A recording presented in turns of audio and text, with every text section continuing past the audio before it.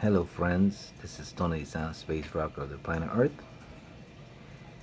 and today on my section El Buchito, a little bit of coffee in the afternoons. As you can see, I have my night vision goggles with me. Um, well, yes, lately I've been researching on this competition. What competition, you say? Okay, well, I talked a little bit briefly about it already, but I'm gonna go ahead and let you know what I'm talking about in a minute here. It's not the Olympics, okay? It's the competition on who's gonna go to space first. The competition of the billionaires. Right now, there's three main players. Three main players in the competition of the billionaires on who's gonna float in space first. On one side, you have Mr. Jeff Bezos with his company Blue Origin. Okay, Jeff Bezos with his company Blue Origin.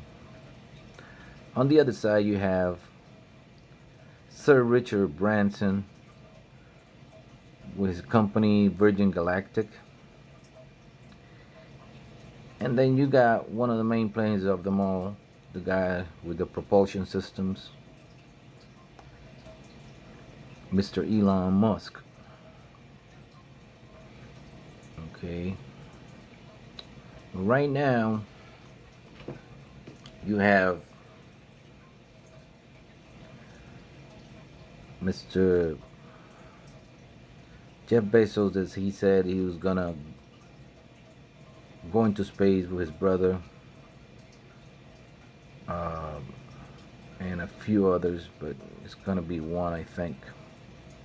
Guy that paid $28 million, and they're actually gonna go just around 62 miles away from the Earth. Okay, just about 62 miles.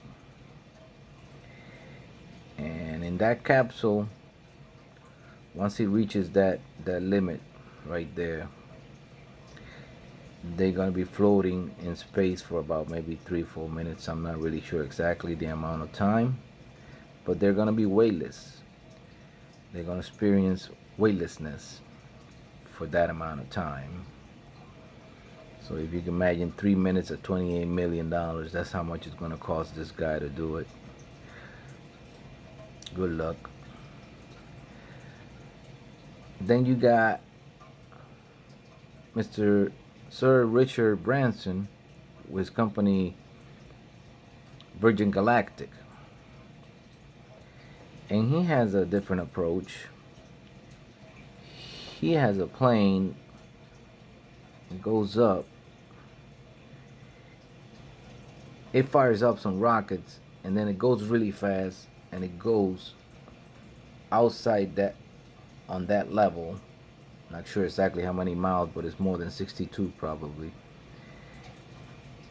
And at that time, he experiences weightlessness.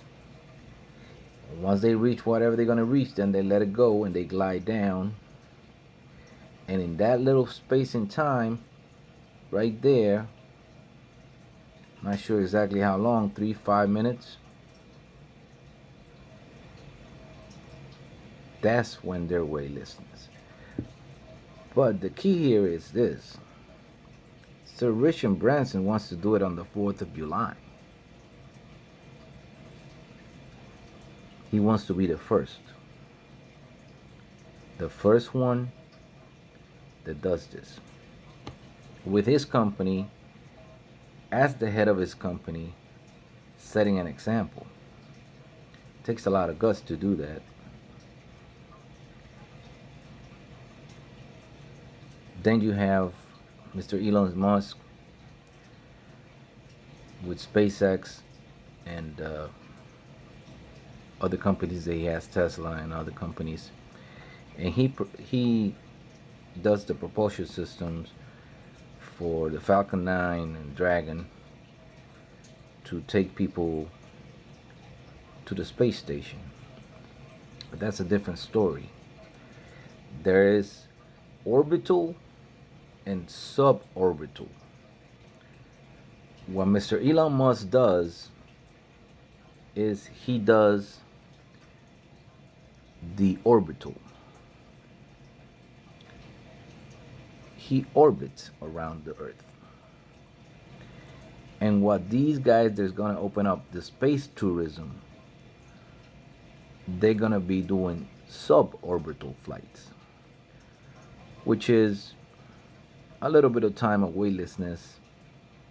You still be able to experience and see the Earth closely similar to what the astronauts see it when they go to the space station, but a much less time, say 3 to 5 minutes. Okay, so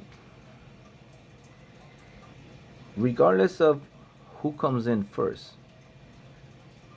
I hope that they have a safe flight, that everything goes well for them. And of course, you always have the haters, right? Because you're always going to have that. And they put a petition out. I don't know how many people already signed it, maybe 100,000, to have Jeff Bezos stay up there in space and not come back. I guess his ex-wife maybe did that. I'm not sure. I'm just saying. It didn't come from the horse's mouth, okay? But I'll tell you what. I don't wish anybody harm. I wish they both go to space. They both do it. They both reach their milestones. Because these are people that are not only visionaries, but they put out an idea out there. And of course, they got a lot of money to back it up. But regardless of that, they're doing something spectacular. And my hat's off to these guys. You know, in whatever shape or form they could do it. I'm amazed at the whole thing. They're doing what I've been dreaming about for 30 years. So,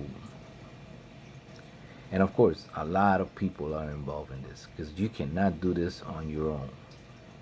You cannot, this is not a one person thing, you know. And the good thing about it is that they're opening up a whole can of worms, because who's gonna pay, you know, a whole lot of money to go and be weightlessness above the earth for 3 to 5 minutes? There's people that got money to waste. So yeah, they can do it. And mainly it's gonna be like big time artists,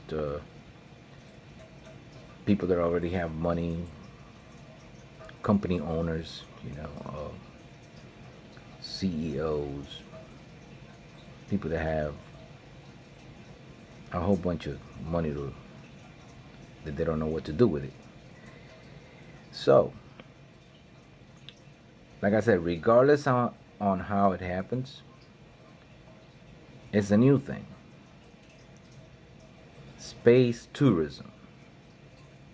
They want to get it to where we go to space.